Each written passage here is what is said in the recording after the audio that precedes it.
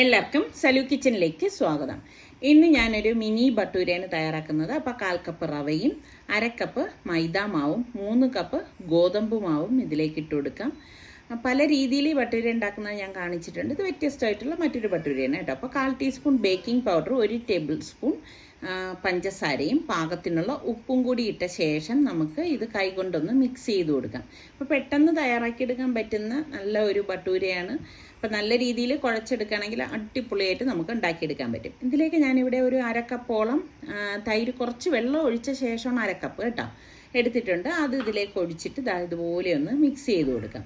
അപ്പോൾ ആ എടുത്ത പരുവം നിങ്ങൾ കണ്ടല്ലോ. അപ്പോൾ ഇതുപോലെ ഒന്ന് നന്നായിട്ടൊന്ന് മിക്സ് ചെയ്ത ശേഷമാണ് നമ്മൾ ഇതിലേക്ക് ആവശ്യത്തിലേക്കുള്ള വെള്ളം ചേർത്തിട്ട് ഇതൊന്ന് കുഴച്ചെടുക്കുന്നത്. പച്ചവെള്ളം തന്നെയാണ് ഞാൻ ഇതിലേക്ക് ചേർത്ത് കുഴച്ചെടുക്കുന്നത്, ചൂടുവെള്ളം ഒന്നുമല്ല കേട്ടോ. എന്നിട്ട് നമുക്കിത് നല്ലതുപോലെ ഒന്ന് കുഴച്ചെടുക്കണം. നന്നായിട്ട് കുഴയ്ക്കുന്ന അനുസരിച്ചിരിക്കും ഈ ബട്ടൂരയുടെ ഒരു പരുവം എന്ന് പറയുന്നത്. അപ്പോൾ ഇതുപോലെ ഒന്ന് കുഴച്ച്, ഇപ്പോൾ എണ്ണ തടവേ ഒന്നും ഞാൻ ചെയ്തിട്ടില്ല. ഇത്രയും ഐറ്റംസ് മാത്രമേ ചേർത്തിട്ടുള്ളൂ. ഇതിപ്പോൾ അടച്ചിട്ട് നമുക്കൊന്ന് മാറ്റി വെക്കാം. ഒരു 15 മിനിറ്റെങ്കിലും അങ്ങനെ വേണേ. ആ സമയം കൊണ്ട് ഞാൻ ഒരു പ്രഷർ കുക്കർ അടുപ്പത്തേക്ക് വെച്ച് വെളിച്ചെണ്ണ ഒഴിച്ചു കൊടുക്കുകയാണ്. ഇതിലേക്ക് നമുക്ക് പട്ടയും ഗ്രാമ്പും കൂടി ഇട്ട് കൊടുക്കാം. പിന്നെ ഒരു 1/4 ടീസ്പൂൺ പെരിഞ്ജീരകമില്ലേ, വലിയ ജീരകവും 1/4 ടീസ്പൂൺ ഉലുവയും കൂടി ഇട്ട് കൊടുക്കുന്നുണ്ട്. പിന്നെ ഒരു 2 വലിയ സവാള അരിഞ്ഞത് ഇതിലേക്ക് ഇട്ടിട്ട് നമുക്കിനി ഇതൊന്ന് വഴറ്റി കൊടുക്കണം. അപ്പോൾ ഇതൊന്ന് ഞാൻ മീഡിയം ഫ്ലെയിമിൽ വെച്ചിട്ടാണ് ഇതൊന്ന് വഴറ്റിയെടുക്കുന്നത് കേട്ടോ. അപ്പം നിങ്ങൾക്ക് ബട്ടൂരയൊക്കെ കഴിക്കുമ്പോൾ അതിൻ്റെ കൂടെ എന്ത് കറിയാണ് ഇഷ്ടം? അപ്പോൾ ഞാൻ ഒരു പച്ചമുളകും കുറച്ച് കറിവേപ്പിലയും കൂടി ഇട്ട് കൊടുക്കാണ്. 2 ടീസ്പൂൺ ജിഞ്ചർ ഗാർലിക് പേസ്റ്റും കൂടി ഇട്ടിട്ട് നമുക്കിത് ഇതുപോലെ ഒന്ന് വഴറ്റി കൊടുക്കാം. അപ്പം കുക്കറിൽ തന്നെ നമ്മൾ ഈ കടല ചന കറി ഉണ്ടാക്കുമ്പോഴേക്ക് പെട്ടെന്ന് നമുക്ക് റെഡിയായി കിട്ടുകയും ചെയ്യും കേട്ടോ. ഞാൻ ഇതിലേക്ക് 3 ടീസ്പൂണ് മല്ലിപ്പൊടിയും 1 ടീസ്പൂണ് മഞ്ഞൾപ്പൊടിയും 2 ടീസ്പൂൺ ഗരം മസാല പൊടിയും പിന്നെ കാശ്മീരി ചില്ലി പൗഡറാണ് ഞാനിവിടെ ചേർത്തിരിക്കുന്നത്. അത് 2 ടീസ്പൂൺ കേട്ടോ. പാകത്തിനുള്ള ഉപ്പും കൂടി ഇട്ടിട്ട് ഒന്ന് വഴറ്റി കൊടുക്കുക. ഈ മസാലപ്പൊടികളൊക്കെ നിങ്ങളുടെ എരിവിൻ്റെ അതായത് മസാലയുടെയും പാകത്തിനൊക്കെ ചേർത്ത് കൊടുത്താൽ മതി. എന്നിട്ട് ഞാൻ കടല വേഗിക്കാത്ത വെള്ളത്തിൽ കുതിർത്തെടുത്ത കടലയാണ് കേട്ടോ. അപ്പോൾ ആ കടല ഇതിലേക്ക് ഇട്ട് കൊടുക്കുകയാണ്. അപ്പം നമുക്ക് സമയം ലാഭിക്കാൻ വേണ്ടിയിട്ട് ഇപ്പം കുതിർത്ത കടല പാക്കറ്റിലാക്കിയും ഫ്രീസറിൽ സൂക്ഷിക്കാം. ഇനി വേഗിച്ചിട്ടും ഇതുപോലെ തന്നെ ഫ്രീസറിൽ സൂക്ഷിക്കാം. അപ്പം ഇതിപ്പം കുതിർത്ത കടല വേഗിക്കാതെ ഞാൻ ഫ്രീസറിൽ വെച്ചിട്ട് എടുത്തതാണ് കേട്ടോ. ജസ്റ്റ് ഒന്ന് മൈക്രോവേവിൽ വെച്ചൊന്ന് കറക്കിയിട്ട് അതിൻ്റെ ഐസ് പോയിട്ടാണ് ഞാനിപ്പോൾ ഇതിലേക്ക് ഇട്ട് കൊടുക്കുന്നത്. എന്നിട്ട് ഇതുപോലെ ഒന്ന് ഇളക്കി കൊടുക്കാം. ശരിക്കും ഈ ജോലിക്കൊക്കെ പോകുന്നവരൊക്കെ ആകുമ്പോഴേക്ക് എല്ലാം ധൃതിയിൽ രാവിലെ ചെയ്യാനൊക്കെ ഉദ്ദേശിക്കുന്നവർക്ക് ഇത് വളരെ യൂസ്ഫുൾ ആയിട്ടുള്ള കാര്യമാണ് കേട്ടോ. എന്നിട്ട് ഞാൻ ഇതിലേക്ക് ഒരു തക്കാളി ഇട്ട് കൊടുക്കണം. ചെറിയ തക്കാളിയാണ് ഇതിലേക്ക് ചേർത്ത് കൊടുക്കുന്നത്. ഒരുപാട് തക്കാളി നമ്മൾ ഇതിലേക്ക് ചേർത്ത് കൊടുത്തു കഴിഞ്ഞാൽ ആ കറിക്ക് ഭയങ്കര ഒരു പുളിപ്പായിരിക്കും. അപ്പോൾ അതുകൊണ്ട് ഇത്രയുടെ ആവശ്യം മാത്രമേ ഉള്ളൂ. ആ മസാലയായിട്ട് ഈ കടലയൊന്ന് വഴണ്ടി വരണം, അത്രയേ ഉള്ളൂ കേട്ടോ. എന്നിട്ട് ഇതിലേക്ക് നമുക്ക് പാകത്തിനുള്ള തിളച്ച വെള്ളം ഒഴിച്ചു കൊടുക്കാം. അത് നിങ്ങൾക്ക് എത്രയാണോ ചാറ് വേണ്ടത് അതിനനുസരിച്ച് വെള്ളം ഒഴിച്ചു കൊടുത്താൽ മതി കേട്ടോ. ഇനി നമുക്ക് പ്രഷർ കുക്കർ മൂടിയിട്ട് ഞാൻ ഒരു 6-7 വിസിൽ വരെ ഇതൊന്ന് വേവിച്ചെടുക്കും കേട്ടോ. അപ്പം അതവിടെ ഇരുന്നൊന്ന് വേഗട്ടെ കേട്ടോ.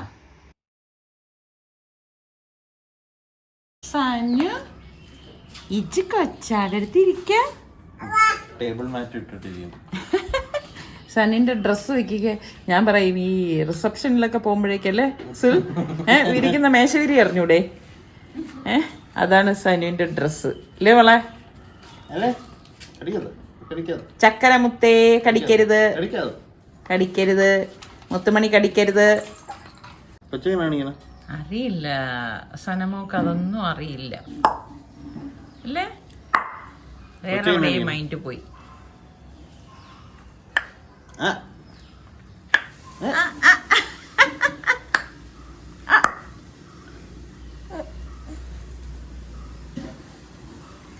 ചക്കരേ, ചക്കര വാവേ. റിച്ചുച്ച എവിടെടാ? റിച്ചുച്ച എവിടെ?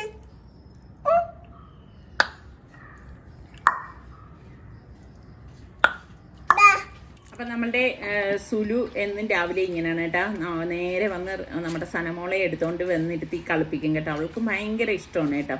കണ്ടേ നമ്മളുടെ ബോഗൻവില്ലയൊക്കെ നല്ല പൂത്ത് നിൽക്കുന്നത്. ശരിക്കും ഇങ്ങനെ പൂക്കളൊക്കെ ഇങ്ങനെ നമ്മളുടെ വീട്ടിൽ തന്നെ ഇതുപോലെ നല്ല പല കളറിലൊക്കെ ഉള്ള പൂക്കൾ കാണുമ്പോൾ ഭയങ്കര ഒരു സന്തോഷമാണ് അല്ലേ. ഇത് കണ്ട, ഇത് 2 കളറാണ് കേട്ടോ, വൈറ്റും ഇതുപോലെ ഈ ഒരു കളറും.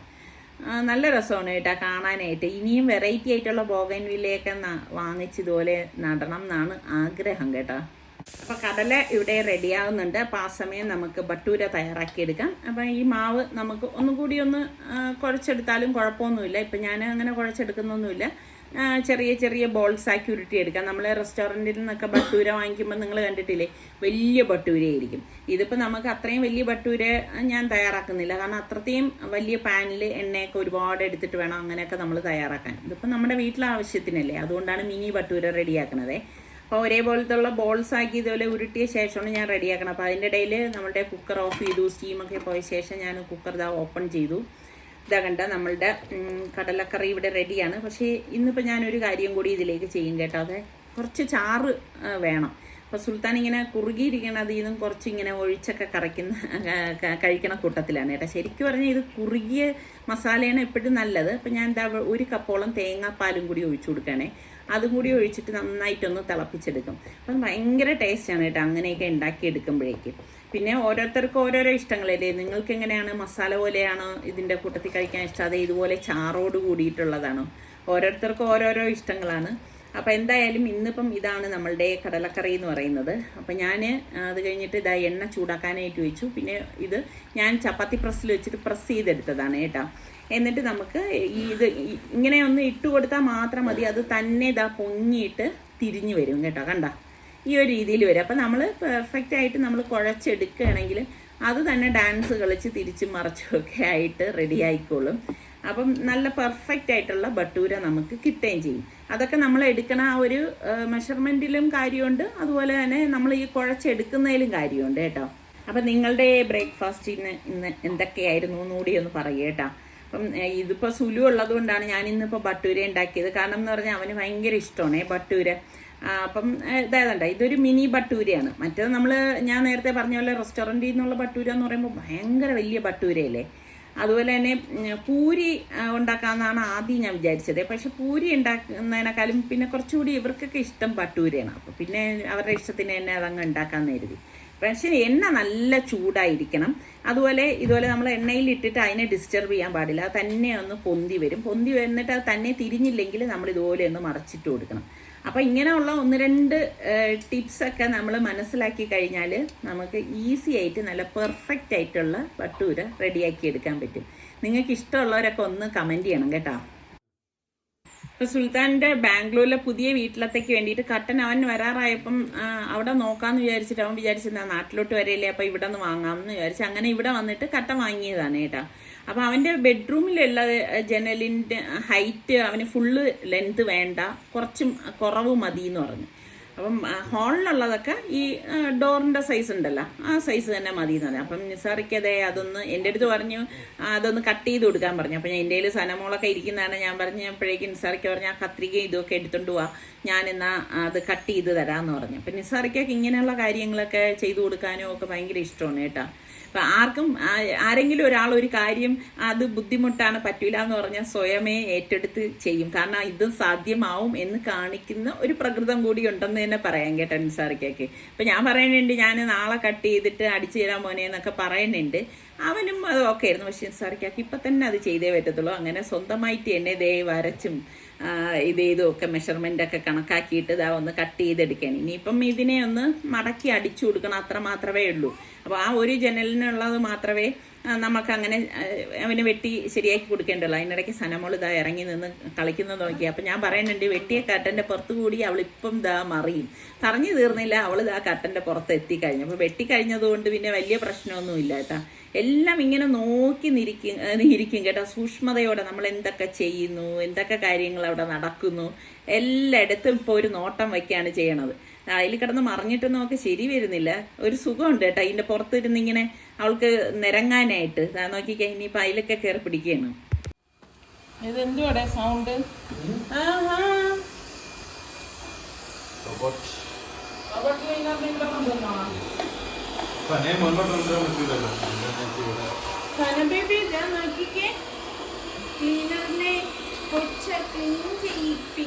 ഇതാകുമ്പോ തുടക്കുകയും ചെയ്യും, മോപ്പിന്റെ തൂക്കുകയും ചെയ്യും, തുടക്കുകയും ചെയ്യും.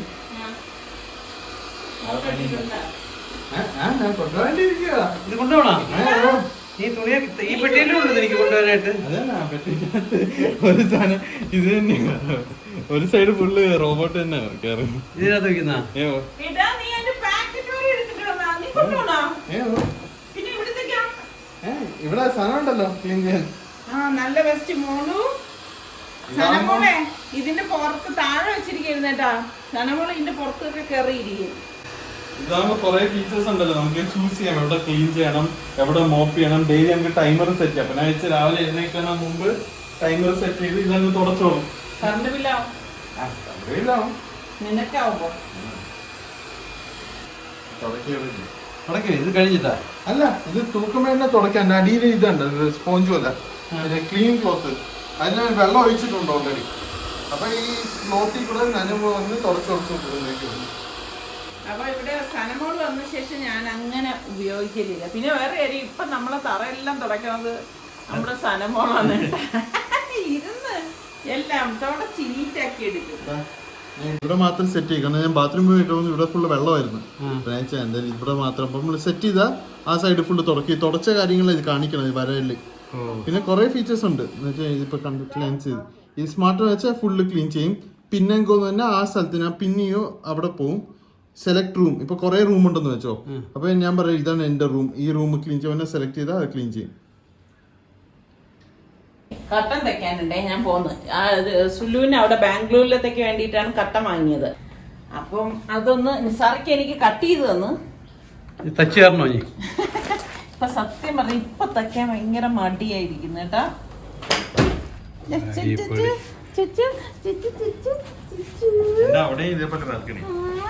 അവിടെ ഒരു സൈഡാ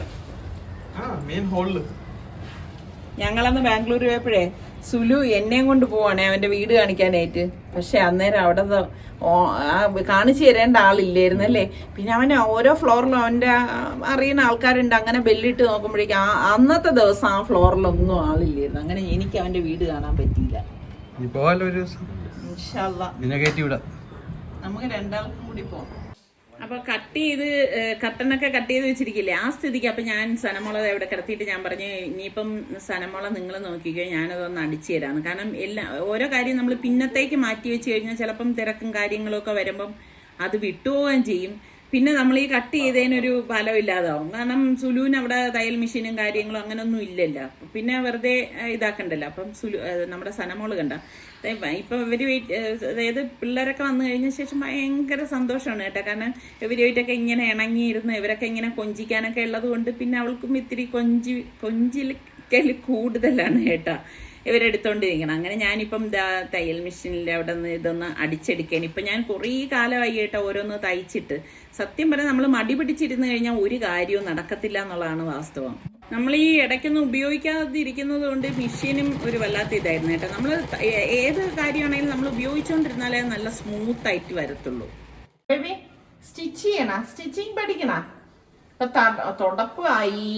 ഇനി കുക്കിംഗ് ലേശം ചെയ്യണം. ചക്കരമുത്തേ ഈ ഫ്ലോറിൽ വന്നിട്ടില്ല. ഈ ഫ്ലോറിൽ സന ബേബി വന്നിട്ടില്ല. സന ബേബി ഫസ്റ്റ് ടൈം ആണ് വരുന്നത്.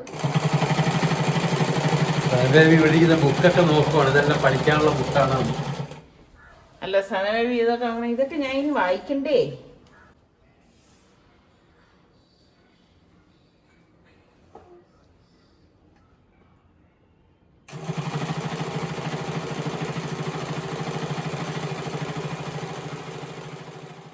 സുൽത്താൻ പറയില്ലേ എനിക്കൊരു മെഷീൻ വാങ്ങാം എന്ന് വെച്ചാല് ഇതുപോലെയൊക്കെ വന്നാ പിന്നെ തയ്ച്ചെടുക്കലേ. പിന്നെ എന്നും കട്ടൻ കിട്ടോണ്ടിരിക്കല്ലേ. ഇനി അതിന് മെഷീൻ തയ്ക്കാനൊക്കെ ഇൻട്രസ്റ്റ് ആയിട്ടാണേ. എന്തായാലും ജീവിതത്തിൽ അങ്ങനെ നമുക്ക് ആരെയും ഡിപ്പെൻഡ് ചെയ്യാതെ ജീവിക്കാൻ സാധിക്കില്ല. നിങ്ങൾ എന്ത് പറയണു? നമ്മൾ ആരെങ്കിലും ഒക്കെ ഡിപ്പെൻഡ് ചെയ്ത് തന്നെ ജീവിക്കാൻ പറ്റത്തുള്ളൂ. അങ്ങനെ സുലു സനമോളയും വെച്ച് നിന്നപ്പോഴേക്കുണ്ട് അവളിങ്ങനെ എല്ലാം നോക്കുന്നുണ്ട് കേട്ടാ. ഇപ്പൊ സൂക്ഷ്മതയോടെ കാര്യങ്ങളെല്ലാം നോക്കി മനസ്സിലാക്കുന്ന ഒരു പ്രായമാണ് കേട്ടാ. അതാ കണ്ട അവൾ ഇപ്പൊ ഈ ഫ്ലോറിലേക്ക് ഫസ്റ്റ് ടൈമാണ് വരുന്നത് കേട്ടോ. അതുകൊണ്ട് ആയിരിക്കാം എല്ലാം ഇങ്ങനെ അന്തം വിട്ട് ഇങ്ങനെ ചുറ്റുമൊക്കെ നോക്കി മനസ്സിലാക്കുകയാണ് ചെയ്യണത്. അപ്പം എന്തായാലും ഇതിപ്പം അടിച്ചു കഴിഞ്ഞാൽ പിന്നെ ഇതിന്റെ ജോലിയൊന്ന് ഒതുക്കി വെക്കാലോ. അപ്പൊ അവനെ പാക്ക് ചെയ്ത് വയ്ക്കുകയും ചെയ്യാം. ഞാൻ സുൽത്താന് വേണ്ടിയിട്ടാണ് ഈ ഒരു ഐറ്റം തയ്യാറാക്കുന്നത് കേട്ടോ. അപ്പം പ്രഷർ കുക്കറിലേക്ക് കുറച്ച് ഓയിൽ ഒഴിച്ചു കൊടുക്കും. ഏകദേശം ഒരു 1/4 ഗ്ലാസ് ഓയിൽ ഒഴിച്ചിട്ട് ഈ 2 കുക്കറിലേക്കായിട്ട് പാതിയായിട്ട് ഒഴിച്ചിട്ടുണ്ട്. അതിലേക്ക് നമുക്ക് പട്ട ഇട്ട് കൊടുക്കാം. എളുപ്പത്തിൽ തയ്യാറാക്കി എടുക്കാൻ പറ്റുന്ന ഒരു മന്തിയാണ് കേട്ടോ. എന്നിട്ട് നമുക്ക് ഗ്രാമ്പൂവും ഏലക്കായും കൂടി ഇതുപോലെ ഇട്ട് കൊടുക്കുന്നുണ്ട്. ഇപ്പം നമ്മളിപ്പം ഗ്യാസ് ഓൺ ചെയ്ത് വയ്ക്കാൻ ഒന്നും ചെയ്തിട്ടില്ല. അതാണ് ഞാൻ നേരത്തെ പറഞ്ഞത്, വളരെ എളുപ്പത്തിൽ റെഡിയാക്കുന്ന ഒരു ഐറ്റമാണ്.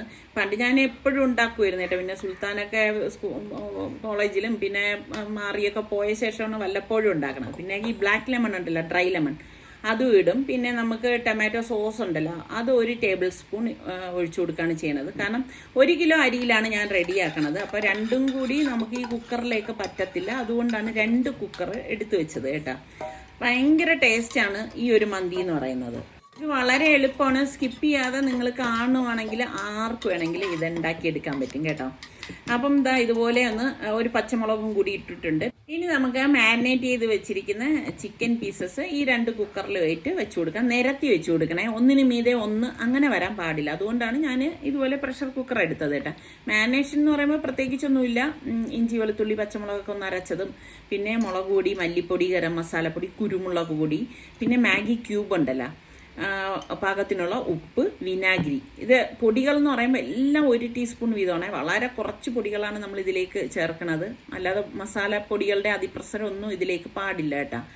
എന്നിട്ട് നമുക്കിതാ ഈ ഗ്രേവിയും കൂടി ഇതിലേക്ക് ഒഴിച്ചു കൊടുക്കാം. അപ്പം നിങ്ങൾക്ക് ഇതിൻ്റെ ഫുൾ റെസിപ്പി വേണമെങ്കിൽ നിങ്ങളൊന്ന് കമൻറ്റ് ചെയ്താൽ മതി കേട്ടോ. അപ്പോൾ ഇതാ ഞാൻ മറ്റൊരു പാത്രം അടുപ്പത്തേക്ക് വെച്ചിട്ട് അതിലും പട്ട, ഗ്രാമ്പു, ഏലക്ക ഇട്ടിട്ടുണ്ട്. എന്നിട്ട് 2 പച്ചമുളകും ഇട്ടിട്ട് കുറച്ച് ഓയിലും കുറച്ച് വിനാഗിരിയും കൂടി ഇതിലേക്ക് ഒഴിച്ചു കൊടുക്കുന്നുണ്ട്. അപ്പം തിള വരാറാകുന്ന ആ ഒരു സമയത്താണ് നമ്മൾ കഴുകി ഞാൻ കുതിർത്ത് വെച്ചിരുന്ന നമ്മളുടെ സെല്ല റൈസാണ് കേട്ടോ ഇത്. അപ്പോൾ ആ റൈസ് ഇതിലേക്ക് ഇട്ട് കൊടുക്കുന്നത്. നമ്മൾ കണ്ടിട്ടില്ലേ, മന്തിക്കൊക്കെ റൈസ് എന്ന് പറയുന്നത് കുറച്ച് വലിപ്പത്തിലുള്ള റൈസാണ്. ശരിക്കും പറഞ്ഞാൽ ഈ ഒരു റൈസും അല്ല നമുക്ക് ഇപ്പം ഗൾഫിലൊക്കെ കിട്ടുന്നതെന്ന് വെച്ചാൽ കുറച്ചുകൂടി വലിപ്പമുള്ള റൈസ് കിട്ടും. ഇവിടെ നമുക്ക് അങ്ങനെ കിട്ടാൻ വഴിയില്ലല്ലോ.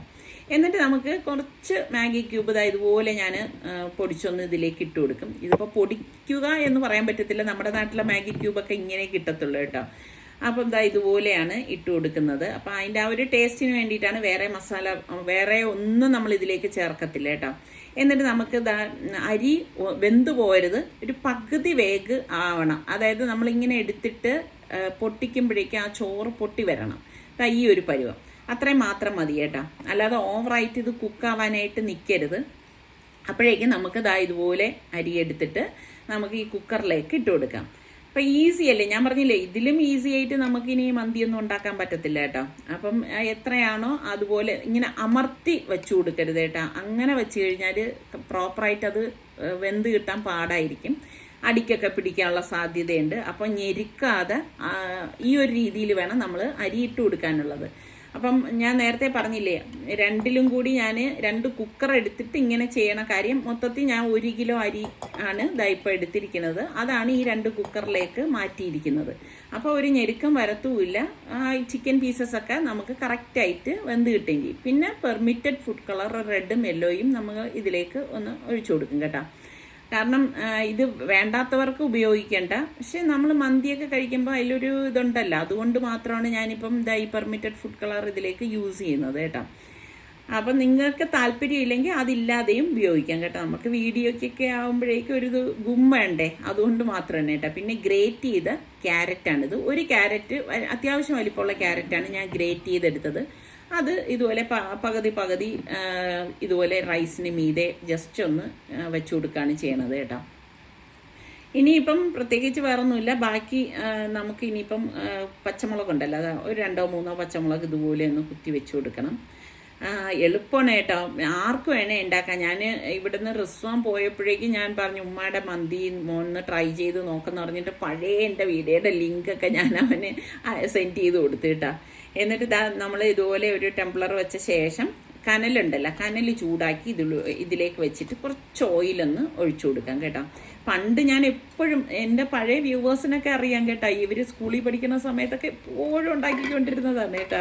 ഞാൻ ഇവരെ ഫ്രണ്ട്സിനൊക്കെ വേണമെന്ന് പറഞ്ഞിട്ടും അങ്ങനെയൊക്കെ ഉണ്ടാക്കി അവർക്ക് ടിഫിനാക്കിയൊക്കെ ഞാൻ സ്കൂള് അവർ പോയി കഴിഞ്ഞാൽ ഞാൻ ഇവിടെ നിന്ന് കൊണ്ടുപോയി കൊടുക്കുമായിരുന്നു അവരെ ഫ്രണ്ട്സിനൊക്കെ വേണ്ടിയിട്ട്.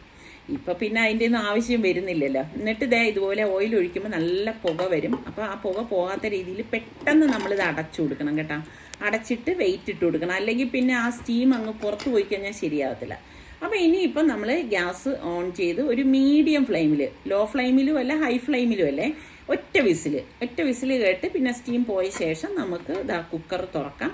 അപ്പോഴേക്ക് പലർക്കും സംശയം തോന്നും ഒറ്റ വിസിൽ ഇത് വെന്ത് കിട്ടുമെന്ന്. തീർച്ചയായിട്ടും ആ ചിക്കനൊക്കെ നല്ല കറക്റ്റ് പരുവത്തിന് വെന്ത് കിട്ടും. ഒരു ഫോർക്ക് കൊണ്ട് നമ്മളിതാ ഇതുപോലെ ഒന്ന് ഇളക്കി കൊടുക്കുമ്പോൾ നമുക്കറിയാൻ പറ്റും കേട്ടോ. ഇപ്പം മറ്റേ രണ്ടാമത്തെ കുക്കറും ഞാനൊന്ന് തുറന്ന് കാണിച്ചു തരാം. കണ്ടോ, കറക്റ്റായിട്ട് വെന്ത് കിട്ടും. അപ്പം നമ്മൾ 1 കിലോ അരിയുള്ളൂ, എൻ്റെ കുക്കറിൽ സ്പേസ് ഉണ്ടെന്ന് എഴുതിയിട്ട് ഞെരുക്കി നിങ്ങൾ വേവിക്കുകയാണെങ്കിൽ ആകെ കുളമായിപ്പോൾ. അത് ഞാൻ ഇപ്പോഴേ പറയാം കേട്ടോ. എന്നിട്ട് ഇനിയിപ്പോൾ ഇത് നമുക്ക് വലിയൊരു പാത്രത്തിലേക്ക് ഒരു സോസ് പാൻ എടുത്തിട്ട് ഞാൻ അതിലേക്കൊന്ന് തട്ടി കൊടുക്കുകയാണ് കേട്ടോ. നല്ല മണം വരുന്നുണ്ട്, കാരണം നമ്മൾ ആ ഒരു കനൽ കുക്കറിൽ വെച്ചിട്ടാണ് റെഡിയാക്കി എടുത്തത്. അപ്പം തന്നെ ശരിക്കും പറഞ്ഞാൽ നല്ല ഒരു സ്മോക്കി സ്മെല്ലും ഒക്കെ ആയിട്ടുള്ള ഒരു അടിപൊളി മന്തിയാണ്. ഇതാ കണ്ട, അടുക്കി പിടിക്കുക ഒന്നും ചെയ്തിട്ടില്ല. കുട്ടികൾക്കൊക്കെ എളുപ്പത്തിൽ നമുക്ക് ഉണ്ടാക്കി കൊടുക്കാൻ പറ്റുന്ന ഒരു സംഭവമാണ് കേട്ടോ. അപ്പോൾ എന്തായാലും നിങ്ങൾ ട്രൈ ചെയ്ത് നോക്കണം. ഇഷ്ടപ്പെടുകയാണെങ്കിൽ ഇപ്പം തന്നെ ലൈക്ക് ചെയ്യാൻ മറന്നു വരുതേ.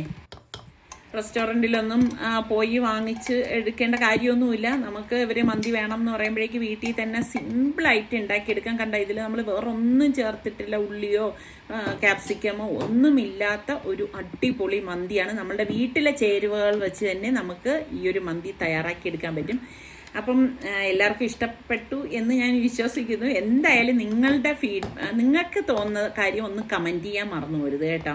അപ്പോൾ ഇതാ ചിക്കനൊക്കെ കറക്റ്റ് പരുവത്തിന് വെന്ത് വന്നിട്ടുണ്ട്. ഇതിൻ്റെ കൂടെ ഷാത്ത ഉണ്ടല്ലോ, സാലഡ്, അറബിക് സാലഡ്, അതാണ് അടിപൊളി ടേസ്റ്റ് ആയിട്ട്. അപ്പം അതും കൂടി ഞാൻ ഇതിൽ ഉൾപ്പെടുത്തി കഴിഞ്ഞാൽ വീഡിയോ ഒരുപാട് ലെങ്തി ആയി പോകും. അപ്പം നിങ്ങൾക്ക് ആവശ്യമുള്ളവർ പ്ലീസ് നിങ്ങളൊന്ന് കമൻറ്റ് ചെയ്താൽ മതി. നെക്സ്റ്റ് ഏതെങ്കിലും വീഡിയോയിൽ ഞാൻ കാണിക്കാം കേട്ടോ.